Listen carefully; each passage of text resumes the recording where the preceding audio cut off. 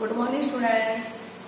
बेटा आज हम पढ़ेंगे संस्कृत ग्रामर में कारकम। कारक, सबसे पहले कारक की डेफिनेशन। कारक कहते किसे हैं? कारक यानी कि क्रिया को संपन्न करने में जो सहायक होता है या क्रिया को सिद्ध करने में जो सहायक होता है उसको कहते हैं कारक। कारक की डेफिनेशन संस्कृत में क्रिया जनकम कारकम, मतलब कि क्रिया को करने वाला ही कारक कहलाता है। क्रिया को संपन्न करने में जो सहायक होता है वो कारक कहलाता है। तो क्रिया जनकम कारकम, वो संस्कृत में डेफिनेशन लिखनी बेटा। क्रिया जनकम कारकम, क्रिया जनकम कारकम, यानी क्रिया को करने में जो सहायक है वह कारक कहलाता है। अर्थात क्रिया को संपन्न करने में जो सहायक होता है उसे हम कारक कहते हैं, या फिर यूं भी कह सकते हैं बेटा इसको कि क्रिया से सीधा संबंध रखने वाले शब्द को कारक कहते हैं। क्रिया से सीधा संबंध रखने वाले शब्द क्या कहलाते हैं? कारक कहलाते हैं। तो बोला कारक की डेफिनेशन बोला क्रियाम जनकम कारकम, क्रिया को संपन्न करने में जो सहायक होता है वह कारक कहलाता है, या क्रिया से सीधा संबंध रखने वाले शब्दों को हम कारक कहते हैं। अब है कारक के भेद। हिंदी में हमने पढ़ा है कि कारक के होते 8 भेद, लेकिन संस्कृत में कारक के होते केवल 6 भेद। याद रखना बेटा, अगर हिंदी में पूछे तो कारक के होते 8 भेद, लेकिन संस्कृत में कारक के होते 6 भेद। कर्ता कारक, कर्म कारक, करण कारक, संप्रदान कारक, अपादान कारक, अधिकरण कारक। तो कारक के संस्कृत में कितने भेद है? 6 भेद। कर्ता कारक, कर्म कारक, करण कारक, संप्रदान कारक, अपादान कारक, अधिकरण कारक। संबंध और संबोधन को कारक की श्रेणी में नहीं रखते हैं। संबंध और संबोधन को, संबंध और संबोधन जो है ये कारक की श्रेणी में नहीं आते, क्योंकि इनका क्रिया से सीधा संबंध नहीं होता।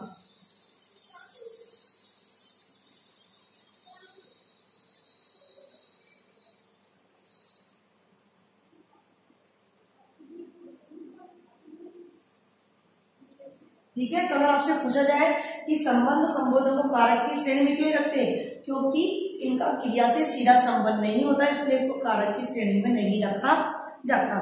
तो हमने पढ़ा भी तो कारक की डेफिनेशन, क्रिया जनकम कारकम, अर्थात क्रिया को संपन्न करने में जो सहायक होता है उसे कारक कहते हैं, या फिर क्रिया से सीधा संबंध रखने वाले शब्द कारक कहलाते हैं। संस्कृत में कारक के केवल 6 भेद होते हैं। संबंध संबोधन कारक में नहीं आते हैं।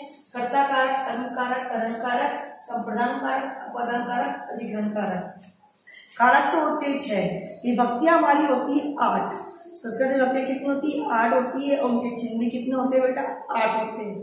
तो हम पढ़ेंगे कारक की विभक्तियां और उसके चिन्ह। तो आप उसे लिख लीजिए बेटा।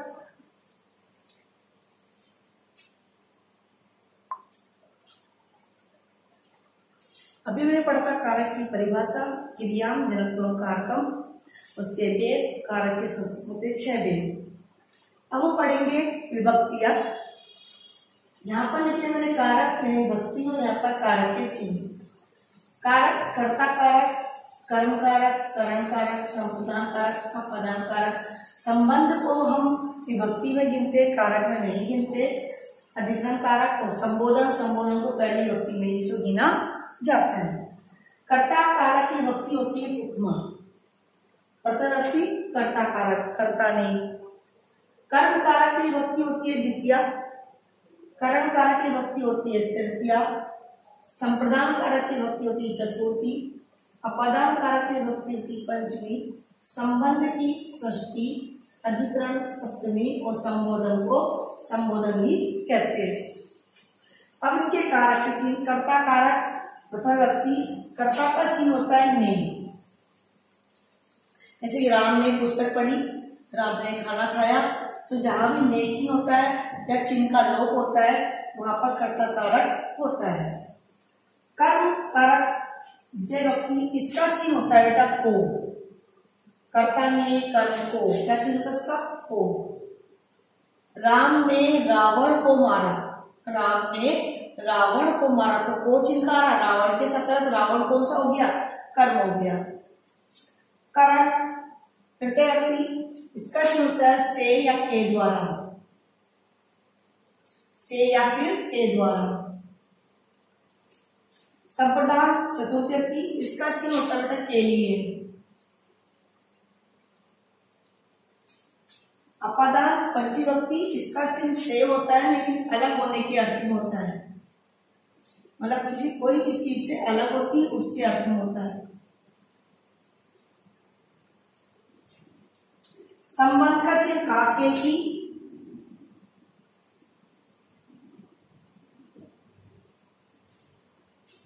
अधिकरण का चिन्ह होता है बेटा में पर, किसी चीज का आधार अधिकरण में आता है। संबोधन का चिन्ह होता है हे, अरे, हो।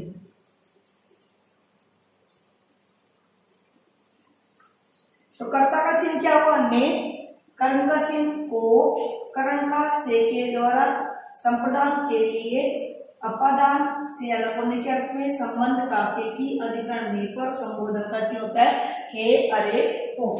इसमें इस विस्मयादि चिन्ह का प्रयोग किया जाता है। इनके लोग पहले जैसे राम ने खाना खाया, यहाँ पर नेचिन हो गया, तो राम क्या हो गया, कर्ता कारक। राम यहाँ पर क्या हो गया, कर्ता कारक। राम ने रावण को मारा,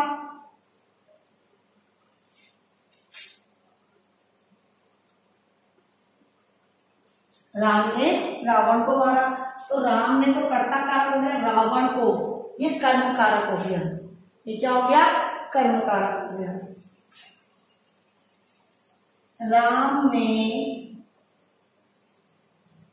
रावण को बाण से मारा, तो राम ने कर्ता कारक, रावण को कर्म कारक और बाण के द्वारा मारा कर्म कारक। ठीक है बेटा, तो ने चिन्ह आया तो कर्ता, को चिन्ह आया तो कर्म कारक, और से या के द्वारा आता है तो करण कारक।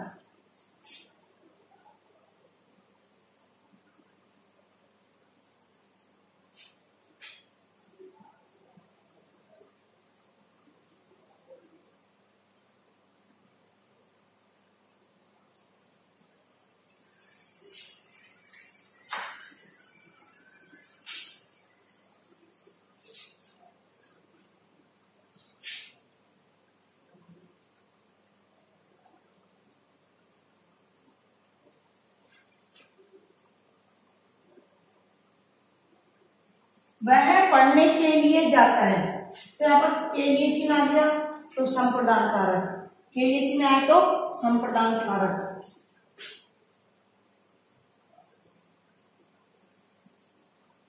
राम गांव से आता है,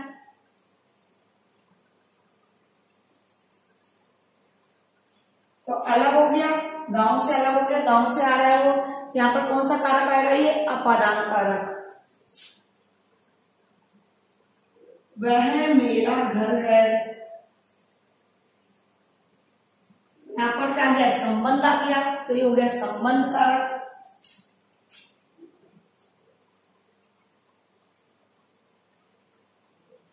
माता घर पर है, यहाँ पर आ गया, चिन्ह आ गया, यह अधिकरण कारक।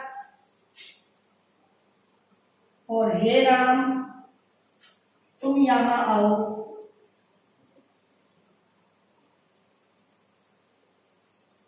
यह आपका हो गया संबोधन। ठीक है ना, तो चिन्ह से पहचानेंगे राम ने, ये कर्ता कारक, राम ने रावण को मारा तो कर्ता कारक और कर्म कारक, राम ने रावण को बाण से मारा तो कर्ता कारक, कर्म कारक और कर्म कारक। वह पढ़ने के लिए जाता है तो पढ़ने के लिए संप्रदान कारक। राम गांव से आता है, यहाँ अलग होने का भाव हो रहा है इसलिए अपदान कारक। वह मेरा घर है, यहाँ संबंध का भाव हो रहा है तो संबंध कारक। माता घर पर है, आधार है, अधिकरण कारक। और हे राम तुम यहाँ पर आओ, ये संबोधन। तो इस तरह 8 विभक्तियां होती है, 8 विभक्ति के अलग अलग चिन्ह होते हैं।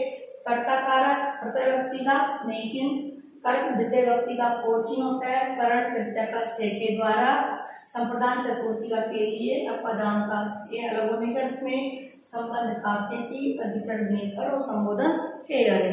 तो बेटा हमने आज पढ़ा कारक की परिभाषा, क्रियाम जरत्वम कारकम, कारक के भेद, संस्कृत भेद होते 6, संबंध और संबोधन को कारक की श्रेणी में नहीं रखते हैं क्योंकि उनका क्रिया से सीधा संबंध नहीं होता। विभक्तियां होती है 8 संस्कृत में, प्रथमा, द्वितीय, तृतीय, चतुर्थी, पंचमी, षष्ठी, सप्तमी, संबोधन।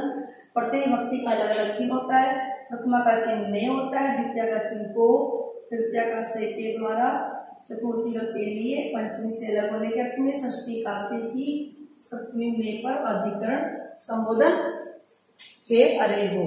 तो हमारा टॉपिक यहीं पर कंप्लीट हुआ बेटा। आज के इतना ही काफी है। Thank you.